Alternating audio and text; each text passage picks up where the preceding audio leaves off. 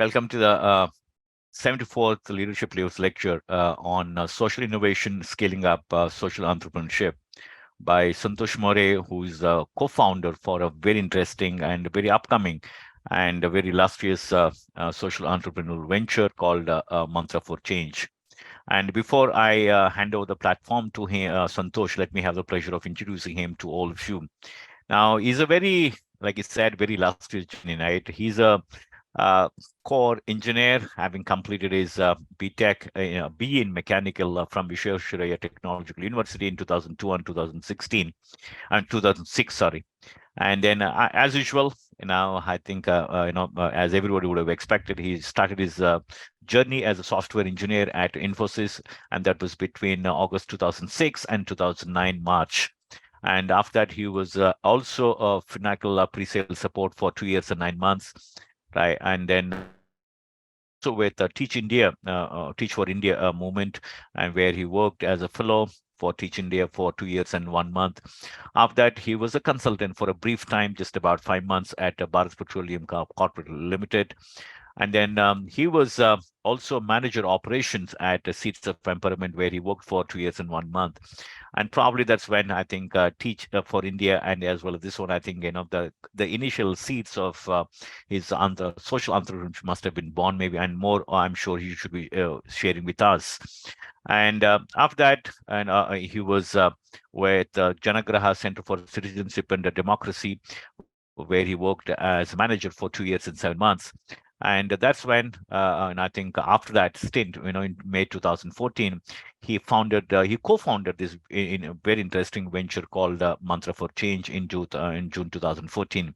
And for the last 9 years plus years, I think he and his team have been working incessantly to ensure to transform the schools, because that's where the actual difference can be made.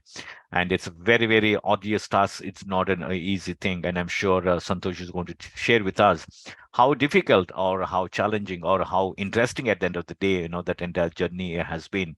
And like I said, he's going to talk to us about scaling up, social entrepreneurship. Like I said, this is a different breed of entrepreneurship, by the way. It's very, very different breed because they come with a different lenses and they pursue different objectives, but the outcomes are totally different, right? So its outcomes are for everyone to see it. And that is something very interesting. But I'm sure more and more stories or anecdotal evidences from Santosh. Over to you, Santosh. Thank you so much, Dr. Nagendra. It's my pleasure to be here, to be part of this talk, to talk about the social entrepreneurship, social innovation. And I believe if any of you would have been into any social entrepreneurship journey or social innovation space, you would agree that it's not easy. It's a lot of effort, a lot of work. But I think uh, more than instant gratification, what we get is a deferred gratification, and also with an intent or with our ambition to transform the lives of many more citizens. Uh, I think it makes it very exciting journey. Uh, Before I go into the topic that Dr. Nagendra and team has asked me to speak about, I would like to talk a little bit about the work that we do at Mantra for Change. We are an organization working towards ensuring educational equity in India. Our vision is to transform the public schools in the country so that they provide an excellent learning environment to each and every child who is part of the public school. Now, when I say public schools in India, we have India as a country is first of all very diverse, very huge country, and many of us won't even know that we have more than 250 million children who are attending the schools on a daily basis. We have 1.5 million schools in the country, and out of 1.5 million schools, 1 million is the number of public schools that we have. So that's the kind of landscape that we are talking about, and that's where one of the things that was very important as we were planning or as we were thinking about conceptualizing the idea of Mantra for Change was how do you how do we really ensure that uh, the transformation is driven at scale, and that's where the innovation comes in. That's where the ideas coming, because there has been a lot of interventions in the education space, and I'm not saying anything is right or anything is wrong, but the point is, how can you really make sure that what you are driving or what you are doing is uh, going to help the uh, is going to help the number of children, or is going to help the population of the country. So that's where I would say our most of our focus has been at Mantra for Change. And with that, I would like to go to the screen sharing mode. I'll be presenting what all has worked for us so far. I'll give you examples from our own journey. I would also request, if you want to stop at any want me to stop at any point of time, you can stop me, or if you want me to do the question answers towards the end, that is also fine. But let me now go straight to the presentation, which is going to give more idea about what we are doing, and how we are trying to deliver value at scale as part of the social journey of Mantra for Change.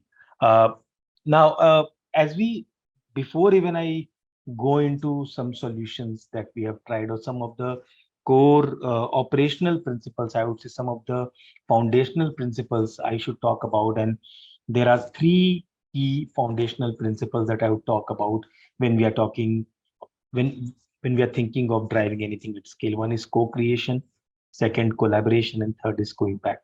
Now, whenever we try to drive an intervention in social sector, I think it's one of the most important thing which many of us keep missing, because we believe that what we have come up with is unique. But trust me, in a country like India, everything has been tried, everything has been all the ideas are there. I think many times many a times we require an orchestrator rather than an ideator. So it's very, very important that we are able to co-create our intervention with either government or civil society organization, or with both. Now, the idea of collaboration can only germinate if there is a co-creation. Most of the time we try to collaborate without co-creating. If we don't co-create and just collaborate, then I don't think there would be skin in the game. So it's important to co-create and then collaborate. And lastly, it's about co-impacting. Co-impacting is mostly going to happen only if there is a collaboration happening, and co-impact will mean that you have those measurement indicators and parameters in place while you are designing your intervention. So with these principles, now let me take you to some of the operational sorry some of the operational stories of change that we have tried across multiple geographies. I'll just try and see why this is.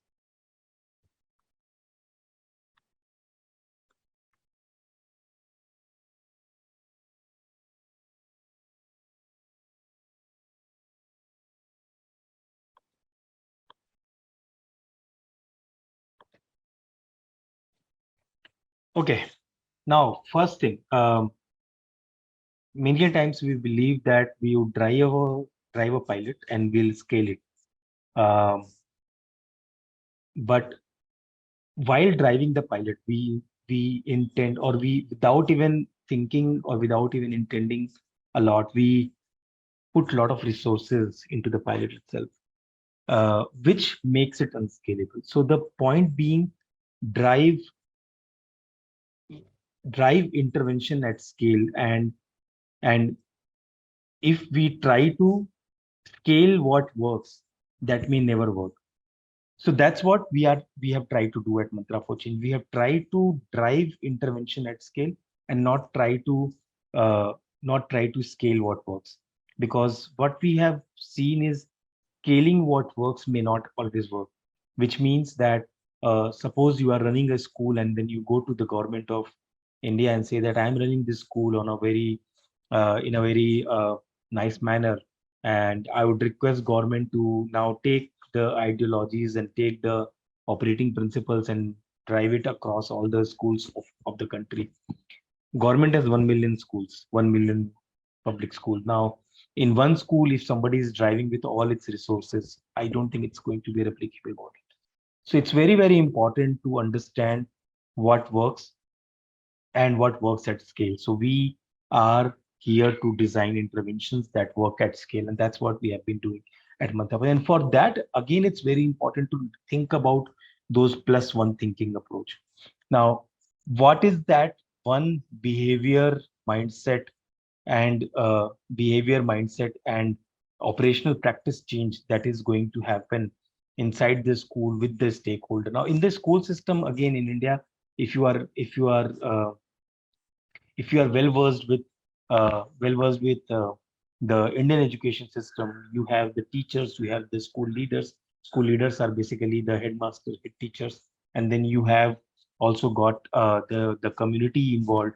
Now, how do you really create a synergy between all these actors so that the final impact is there for the children?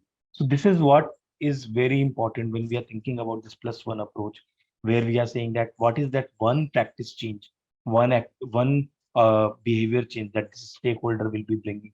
And that's what I would say uh, we have been trying a lot in the work that we are doing. Like in the pictures that you would be seeing, you are seeing some of the school leaders or some of the people, stakeholders, uh, taking a course on their mobile phone. Now, for many of us, it becomes very obvious, but it's not so obvious because there are a lot of things happening in the school, happening at the school level, and teachers are always busy. But to get one practice change from their side to ensure that their capacity is being built on a regular basis is very, very important. Now, second core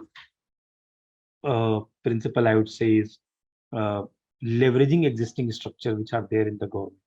Now, it is very tempting to say that we will raise money and we will put our own money, or we will do something with additional resources, but that is not going to be sustainable. The sustainability lies in reusability of the current, or I would say leveraging the current structure in a much effective manner.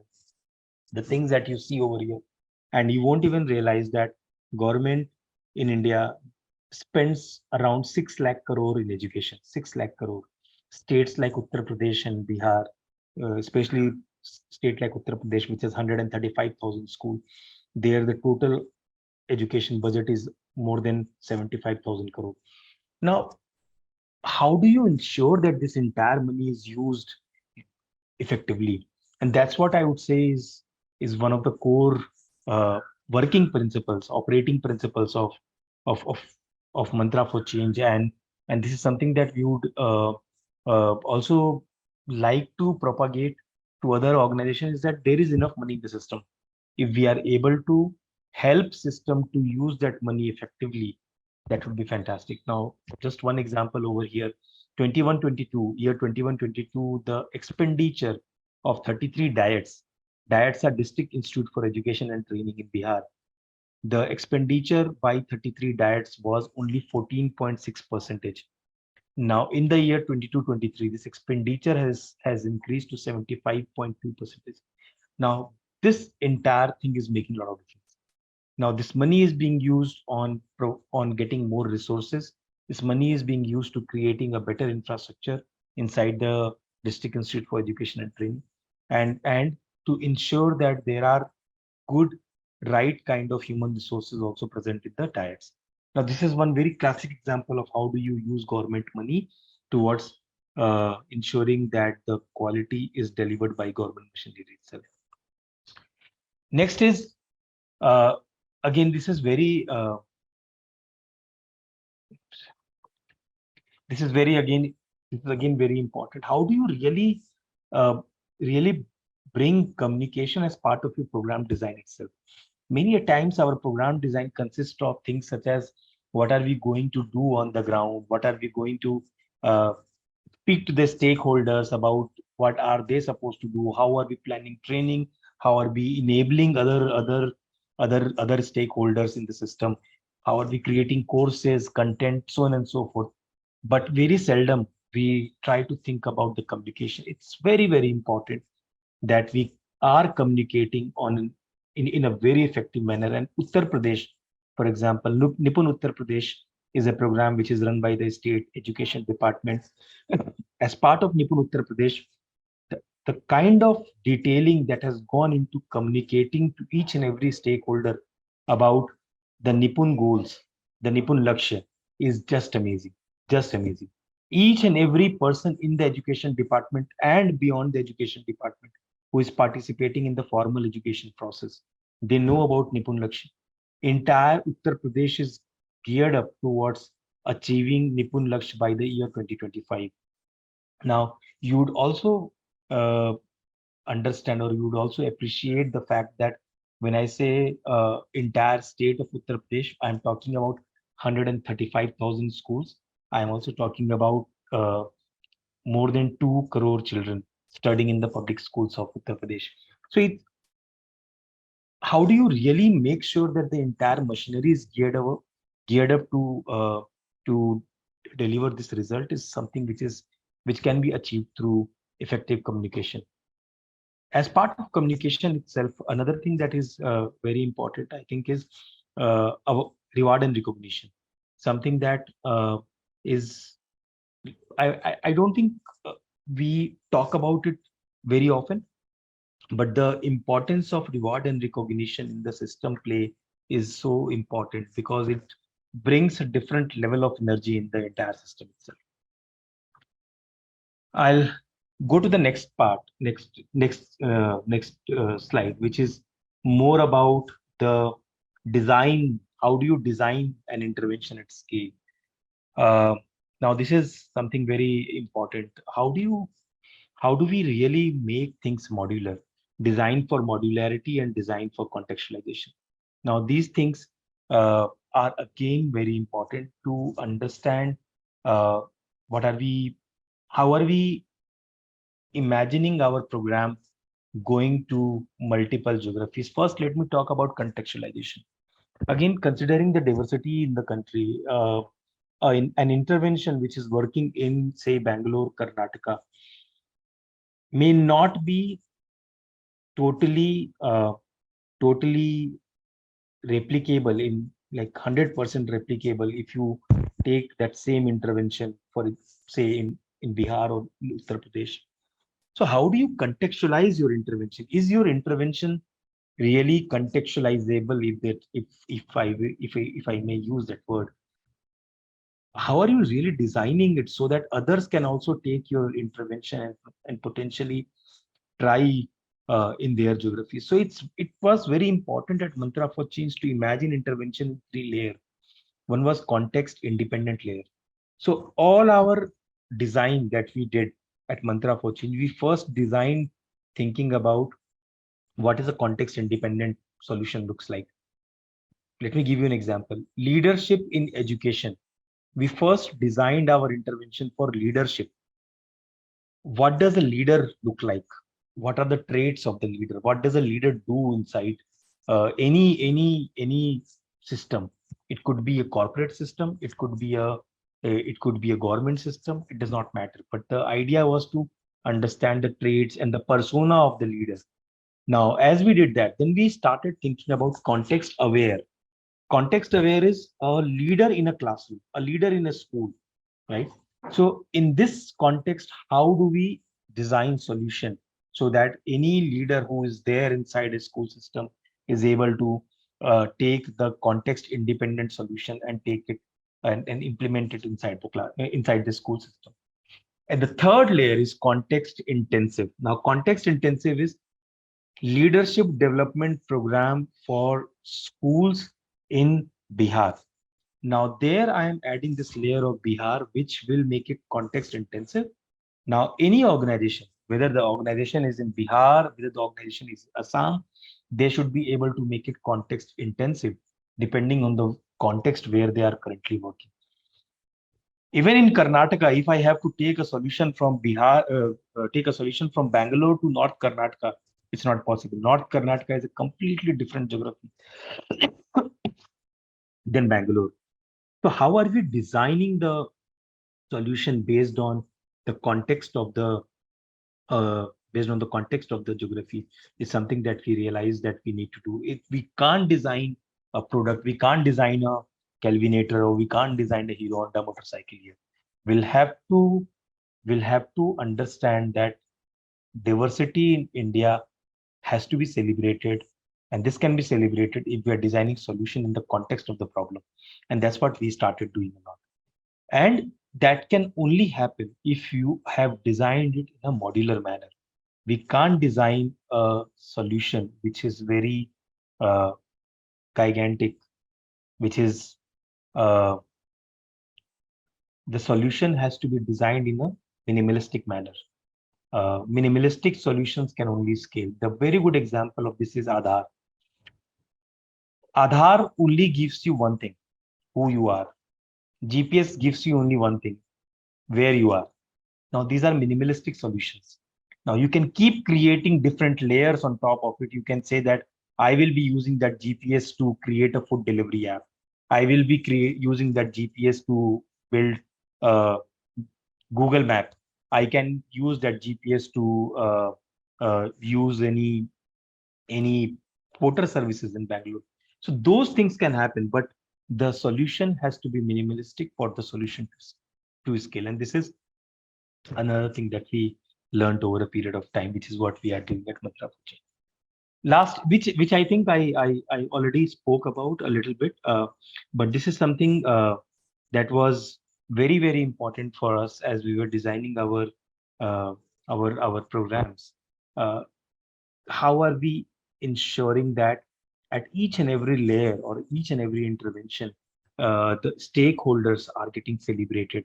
Now, this provides another level of energy in the system itself. Now, whether we talk about Uttar Pradesh, whether we talk about Bihar, whether we talk about Punjab, what we have seen is a simple appreciation message, a simple appreciation event creates the entire system, or makes the entire system energized. That also reminds me to talk about an IS officer that we met in when we were onboarding our first state program.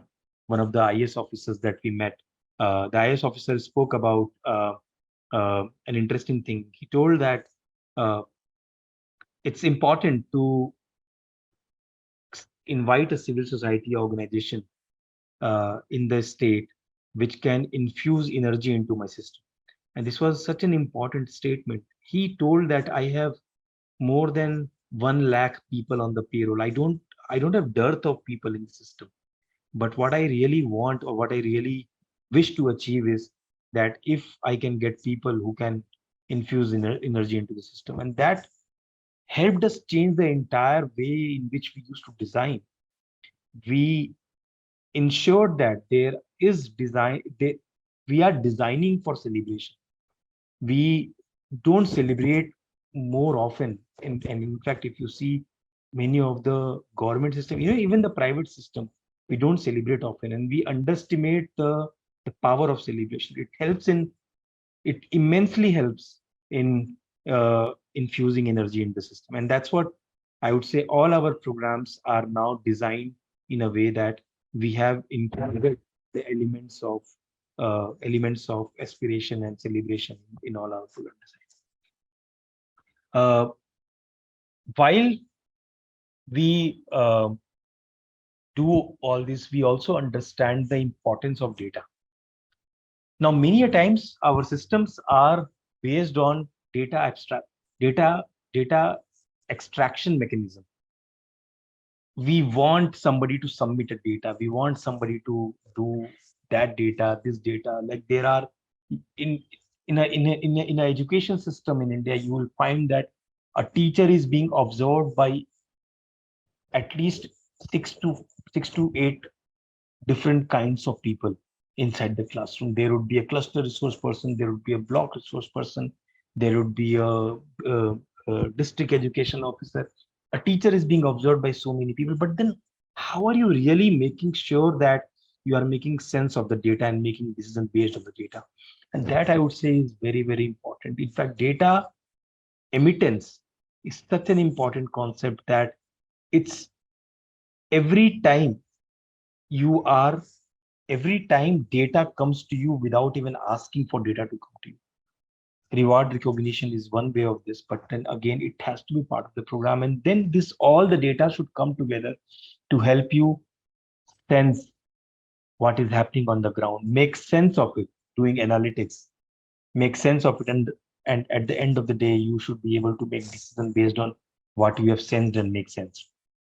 Sensing and make sensing is another important concept. If we are talking about leaders in education now, ability of somebody to lead is equal to ability of somebody to drive continuous improvement. Now, the person can drive continuous improvement if the person is able to sense what is happening on the ground, right? If the person has some kind of method, some kind of design of understanding what is happening, if the person is able to make sense of the data that the person is collecting, what has happened on the ground, if I have the graphs, if I have the ability to really understand now which are the areas that I have to improve, which are the areas which are not currently doing good, then the next phase is about learning based on what I have found should be improved. Can I now learn how I should be improving? And that's what the leaders do. Leaders sense, make sense, then leaders learn, and finally leaders get into the act of improvement. And that's what we imagine each and every leader, education leader in the company, in the country, to be able to drive, so that the agency and autonomy of the leaders are also restored, I would say, where they are able to understand the situation, they are able to drive analytics, they are able to uh, learn based on what they have seen, and then ultimately they are able to improve.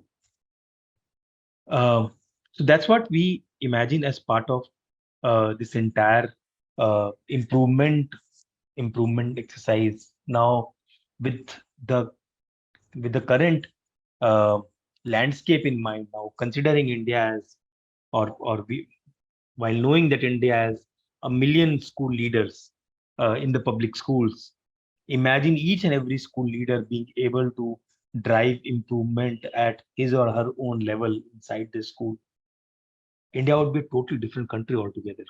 We are talking about each school leader driving at least one improvement inside the school on a regular basis. One improvement, even if it's in a month, one improvement in a month over a period of 1 year, each school leader driving 10 improvement. We would be a country of 1 crore improvements every year. 10 million improvements driven just by the school leader. School leaders are head teachers, headmasters, those kind of people, those kind of personnel.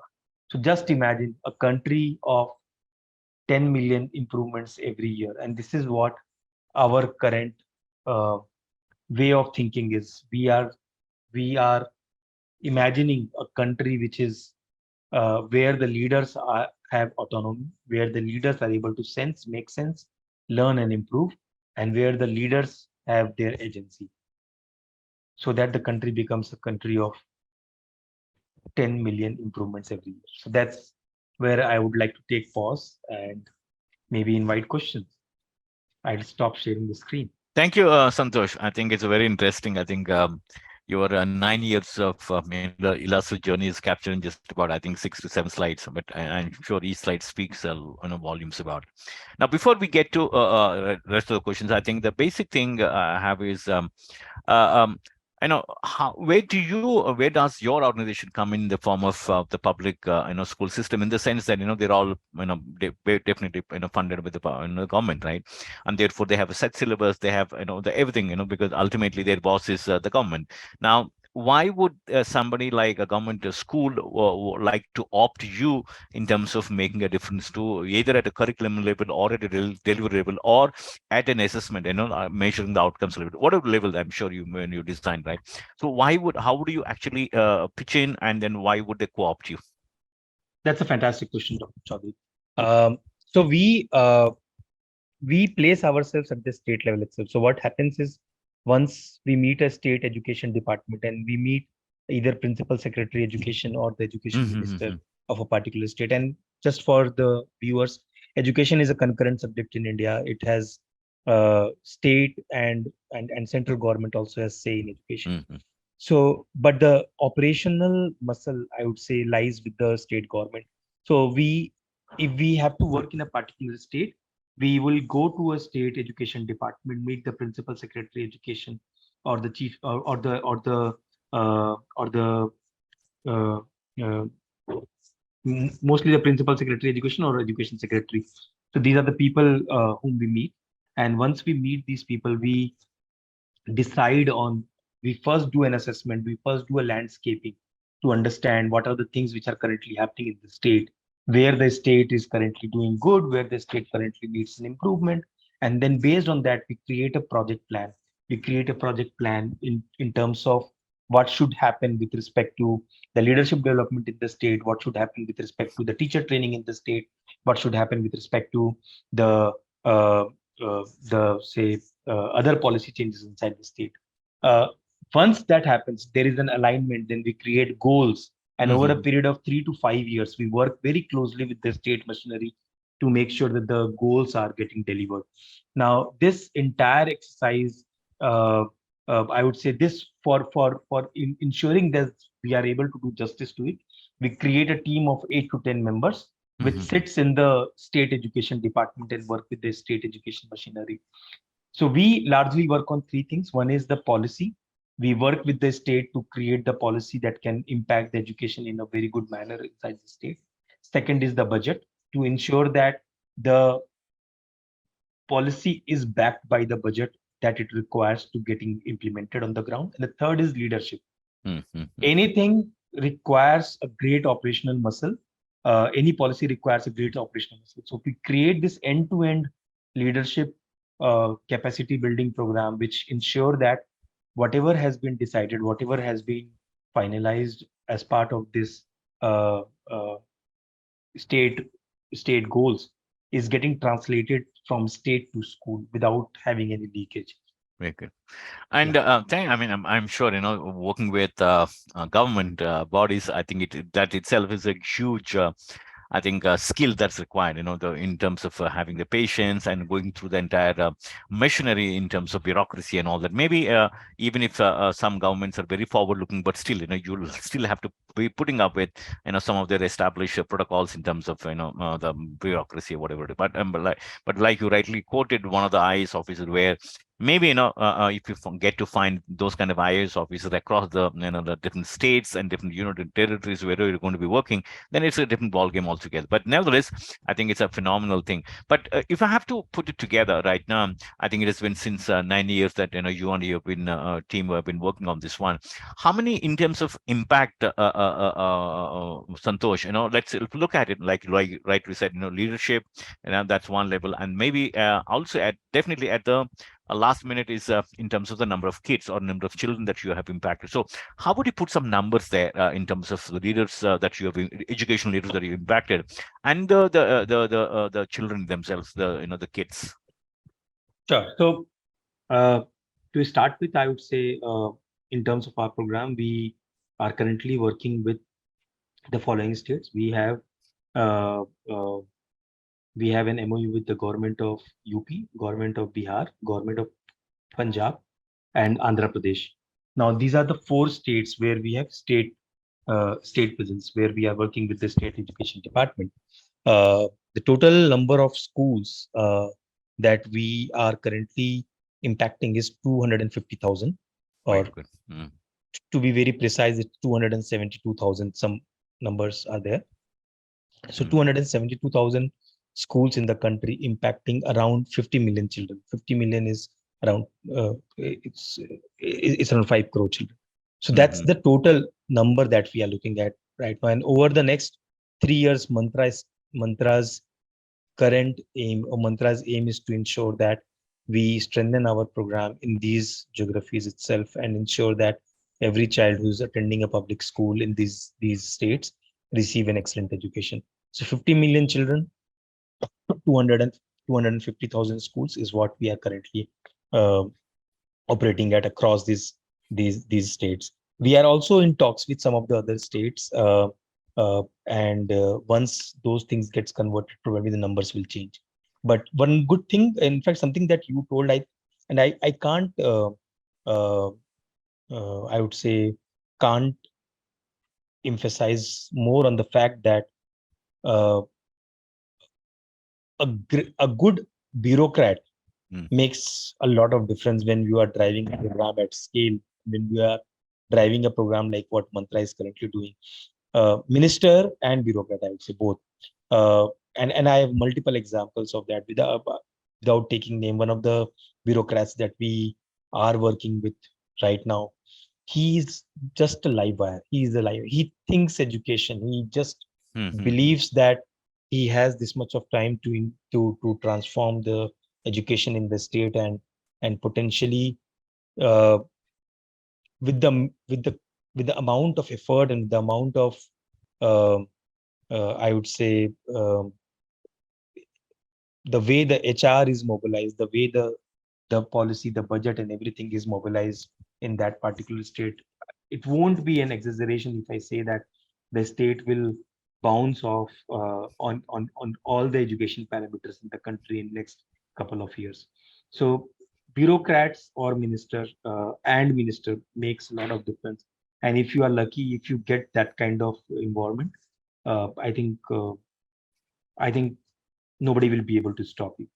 Very good. Now, a related question to this one, Santosh, is that having worked or having, I'm sure one is of course you have four states, and congratulations to you, your team, having 275,000 schools and 50 million children being impacted. That's not a small number at all, not at all, right? Because I mean, of course, somebody might say, given the the 250 odd school million that you're talking about, that's a different one, right? But even at this scale, it's a huge one, right? But the question is, in your interactions with the various state governments, right? What has been your biggest challenge thus far? Where, of course, maybe you could have overcome, but still, maybe, or you think, you can. There's a better way to overcome the challenge. But whatever, whichever way you look at it, what has been your single most or the biggest challenge thus far? It has been for you and your team, Santosh. The biggest challenge is transfer of the bureaucrats. Ha, ha, Uh, ha. that has been one of the biggest challenges, and there are ways in which we have overcome this. We have understood that it's mostly the bureaucrat or the IS cadre who gets transferred most of the time.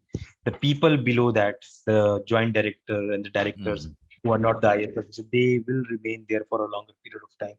But again, if if if the the bureaucrat remains at that chair for uh, at least 2 to 3 years of time, that gives a lot of direction and a lot of momentum to any program that you are running.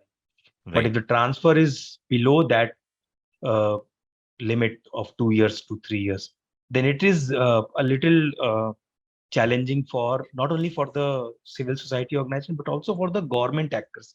Because see, at the end of the day, everybody who's a director or joint director will look for some guidance from the bureaucrat at the end of Hmm. the day, because Absolutely. most of the documents get signed by the bureaucrats itself. So they all look for some kind of direction from the bureaucrat. And if a bureaucrat is stable for for a longer period of time, that gives more advantage in terms of the reforms. In terms Hmm. of, and again, one thing we every like all of us know that system loves status quo, Mm. right? If any system, whether it's a government system, whether it's a private, everybody loves status quo. The role of a catalyst like Mantra for Change is to shift the status quo, right? Our role is to provide, be that catalyst, be that acceleration, change the status quo from here to here, then Yeah. again push, change it from here to here. This is what we keep doing, and this is what we call as improvement as well. One improvement from here to here, another improvement from here to here. So series of micro improvements becoming a mega impact.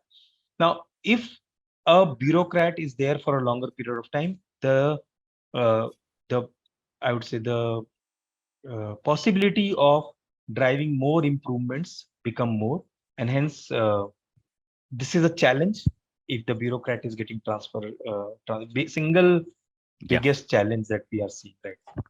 Yeah, I mean, and well said. I think definitely you'll find some, I would say some are very progressive, like, one of the person that you're quoting, and somebody might be not for any other reason than maybe, for their own lethargy or whatever you call it, maybe, they may not take that initiative.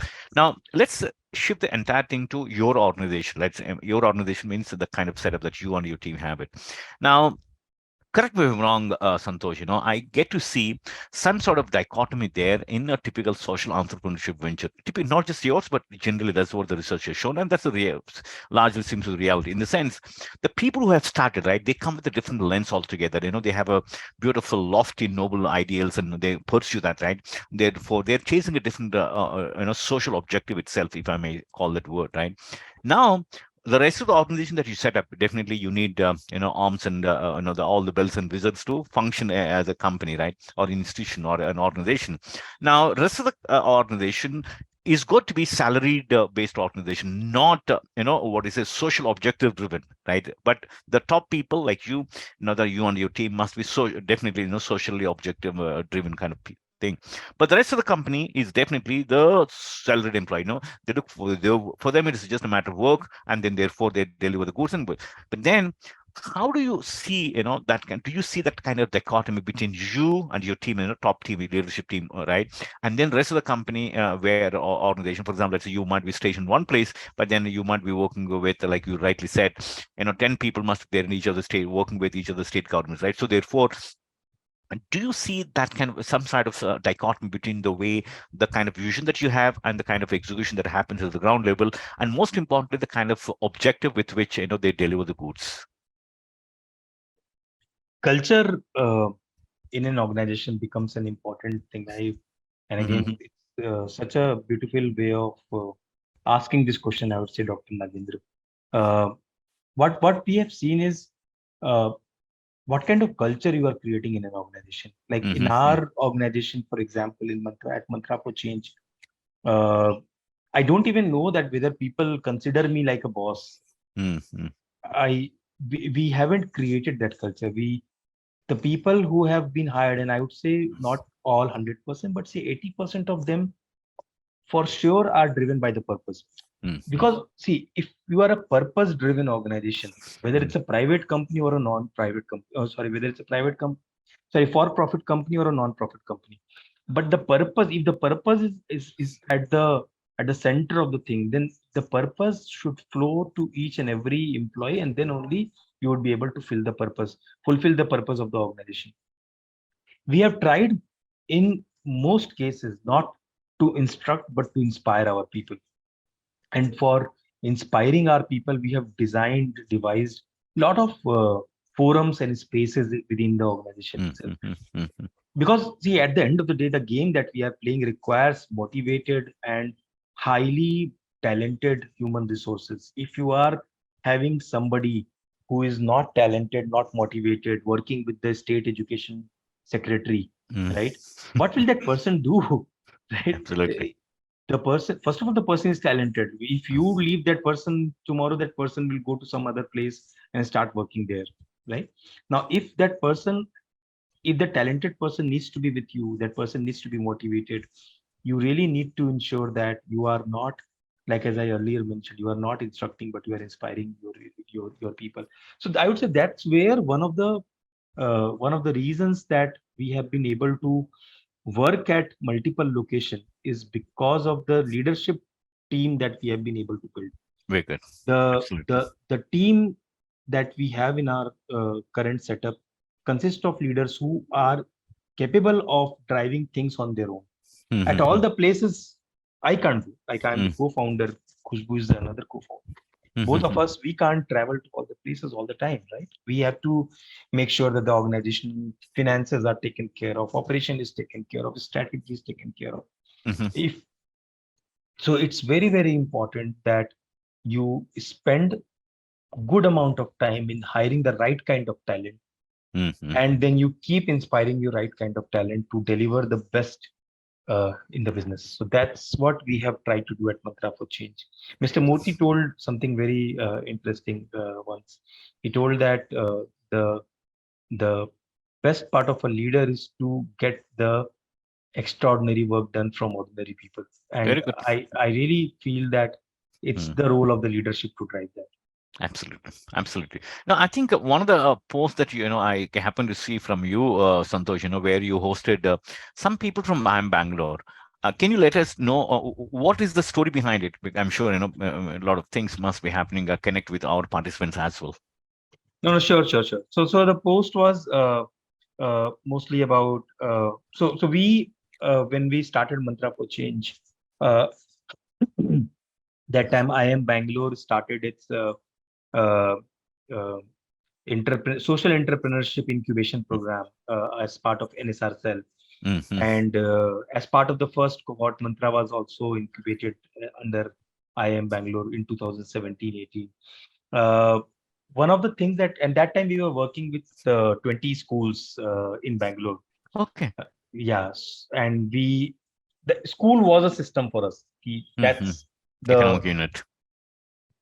that's the system. But then eventually, over a period of time, we started realizing block as a system, district as a system, state as a system, right? And hence our scale kept growing, right? Mm-hmm. We kept scaling the impact. Uh, so, uh, so the professors at IIM Bangalore, we were very fortunate that we got good time with Professor Suresh Mm-hmm. at IIM Bangalore, and we became, I would say, very good friends because of a lot of mentorship from those professors, from other industry veterans like Mr. Sanjay Purohit, Mr. S. D. Shiplan. We have been able to understand a lot of things about how do we Mm-hmm. really build and grow an organization. So the people uh, who came to us or who came to our office for this session are basically their exchange program MBA students, Mm-hmm. and they were being brought to understand uh, how Mantra has been able to scale its Mm-hmm. impact over a period of time from an organization which was working with 20 schools. Now the organization is working with 250,000 schools across 5 states in the country, and then Mm-hmm. planning to onboard a few more states through collaboration and collective impact thinking. I think that's a very, I'd say, uh, very important milestone for Mantra for Change also. And I think that's what people were there for, Mm-hmm. to understand what does scaling means, and if there are things that they could take from our journey to the corporate life as well as they are going to gearing up for their corporate journey. Absolutely, absolutely. Maybe I would, I have last two questions with your permission, Please, Santosh. please, I think please. the second last question I would have is that now that you have been trying with the government or in the government bodies or the public, I would say largely in the government funded institutions, right? Now, have you? How has it been, if at all, if you have tried with, the let's say private sector, also in the sense maybe you have, again you have franchise models, model-based schools. Then you have independent, and each town, each city has its own very the most important school, and each city, state has its own very important chain of schools. But there are national level, the chain-based institutions and the schools. For example, let's say you have Eurokids, you have DPSs of the world, right? So that's one label, right? And then each state also has got its own set of school, chain of schools in each state, right?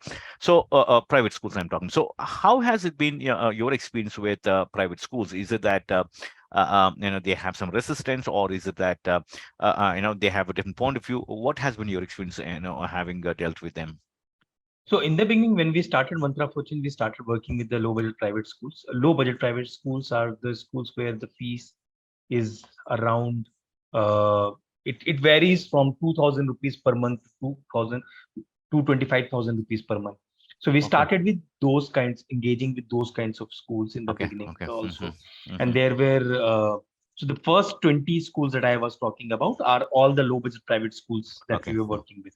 Mm-hmm. Now the uh, our experience has been really good, and again the choice of the schools to intervene with, I think we were blessed with some of the very well intentioned and best of school leaders. When I say school leader, I'm talking about school principal or the headmaster. Mm-hmm. Mm-hmm. They were motivated. They opened their school in a slum in Bangalore, and they all wanted the children to get better education. So intentions were right. I think there were some issues with the competence or some gap with the knowledge, and hence they invited Mantra for Change to work in those schools. So we had very good experience of working with those school leaders, those school principals. Uh, in terms of difficulty, I would say there is no difficulty that we found. They are Okay. very receptive, very Mm-hmm. open. What happened was that while we were creating our strategy, we realized that if we really have to change, uh, if the denominator is 1.5 million, right? If India has Mm-hmm. 1.5 million Mm, public schools, and if in our lifetime we have to ensure that 60% of school going children in India gets an excellent education uh, at par with a private school, then we really need to look at the public school system. And hence we started working a lot with public school. But makes sense. we still consult with the private school. There are, first of all, the old private schools that we started working with, none of them have left us. Oh, very The good. prin the school leaders, they even come to our office and having start having sessions with us. So we do that, but actively we are not approaching private schools Yeah, any yeah. further. However, recently we have started a program on STEM education, which is for the private school and government school equally. So Mm-hmm. that's what is going on. But again, the largest program that we are currently running is with the public education system. Very good. Very good.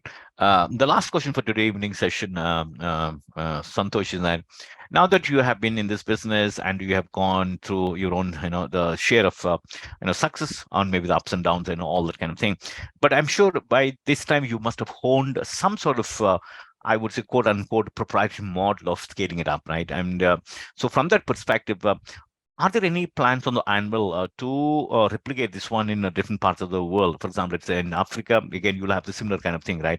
In some parts of South Asian countries, again, you'll have this because more or less, whenever you look at the countries which are like ours, which has got the typical or similar kind of socio-economic backgrounds, right? And that's where you might like to replicate this model. So, is there any plan on that on the cards, right, like that, Santosh?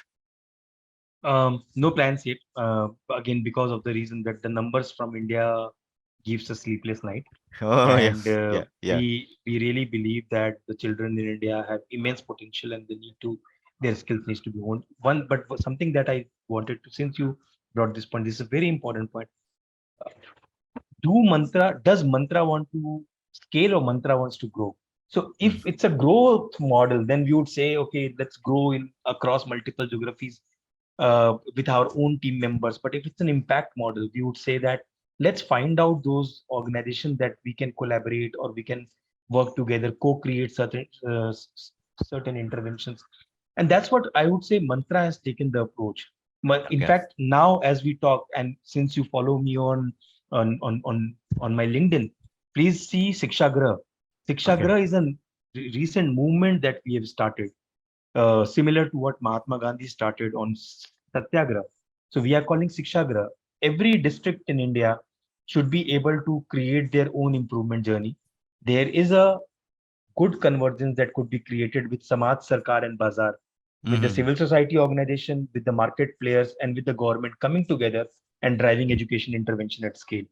Now, if in the first phase we are doing 100 districts, Hmm. if 100 district, 4 million children gets impacted in next couple of years, then we are sure that across 700 plus districts in India, this can be replicated.